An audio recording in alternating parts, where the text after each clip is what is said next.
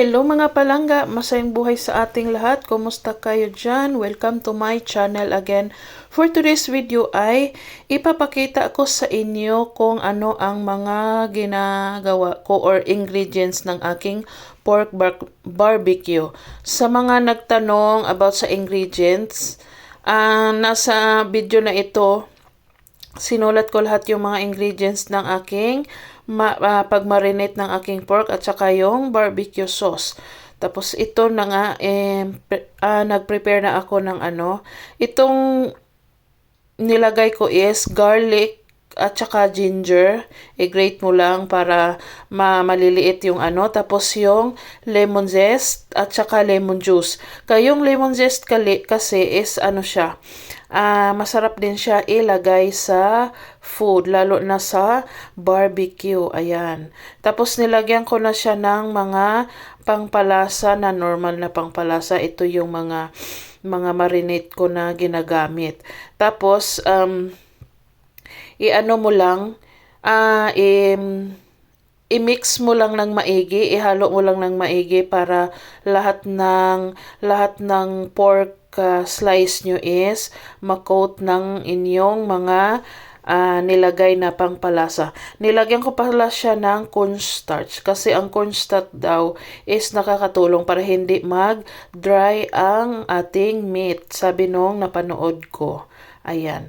Tapos na marinate na yan, depende sa inyo kung gaano katagal. Tapos depende din sa inyo lahat yan kung anong mga ingredients ang ilagay nyo. So, ang sa akin yun lang yung nilagay ko kasi meron kasing nagtanong na meron kasing nasabi na i-share ko daw yung ingredients ko. So, ito na nga, sinishare ko na sa inyo.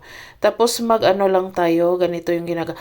Maganda kasi yung maliliit at maninipis yung slice. Kasi mabilis lang din siya lutuin kapag barbecue na natin. At saka, mabilisan lang siya. Hindi ka na mag-antay ng matagal kapag makapal or malalaki yung slice nyo.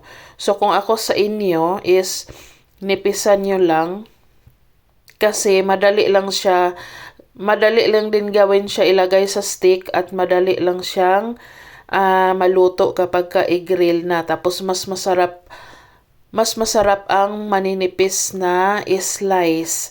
Ayan, ito lang pinapakita ko sa inyo ang aking niyan sa stick. Tapos hindi siya, ang gamit ko pala nito is pork belly kasi wala ako ibang meat dito. So ito lang yung available. So ito lang din yung ginamit ko. Tapos yung mga ingredients pala is sarili ko siyang gawa. So kayo depende sa inyo kung ano yung ilalagay nyo. Basta ito yung sa akin, ito lang yung ma-share ko din kasi ito lang din yung ginamit ko sa akin. Ayan, kasi yung iba may mga nilalagay pa na pangpalambot, ganyan. Pero kapag kasi manipis yung pagka-slice, is malambot na siya, madali lang siyang maluto. Ayan, tapos set aside muna natin.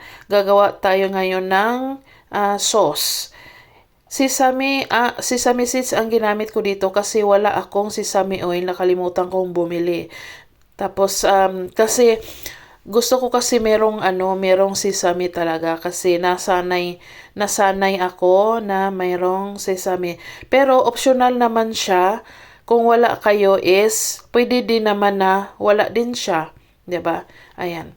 Yan lang yung nakasanayan ko dito at kung meron lang din naman akong sesame is nilalagyan ko siya, it's either oil or sesame seeds. Pero dito, pwede naman siya sa sesame seeds. So, nilagyan ko na lang siya para meron siyang sesame kahit papano. Ayan, ready na ang ating sauce. Tapos, lagyan yung oil pala is siya, para hindi mag-dry yung meat natin pagka-grill na. Ayan. Ayan, ready na ang ating sauce. Ngayon is start na tayong mag-barbecue. Ayan. Ganon lang kaliit ang aking barbecuehan. Electric barbecue yan siya. Electric grill.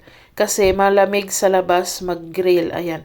Tapos yung sauce ko, ayan, ininit ko siya, pinapakulo ko siya hanggang mag-thicken yung sauce niya. Ayan. So, optional yan. Pwede nyo namang hindi siya gawin. Ako kasi, sinisave ko kasi yan para sa sa next na pag-barbecue ko. Kaya ko siya niluto at pinakuluan ng matagal. Ayan. Tapos, masarap siya. Pwede siya ilagay sa ref pag hindi nyo maubos.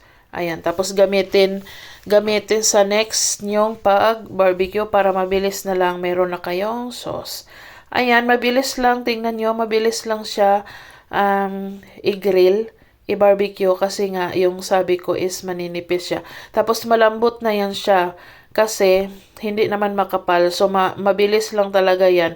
Yung iba kasi baka daw matigas yung meat na mabilis lang i-barbecue. So sa akin, sa experience ko hindi siya matigas. Masarap siya kung kung gusto niyang sundin ang ingredients ko is andito siya sa video na nakasulat. Ayan.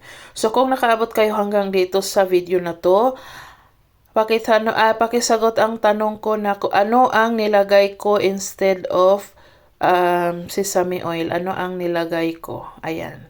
Maraming salamat sa panonood. Sana'y nagustuhan nyo ang video ko for today. Ito na ang aking pork barbecue with vegetable salad. Okay, it's ready. Let's eat. Bye-bye.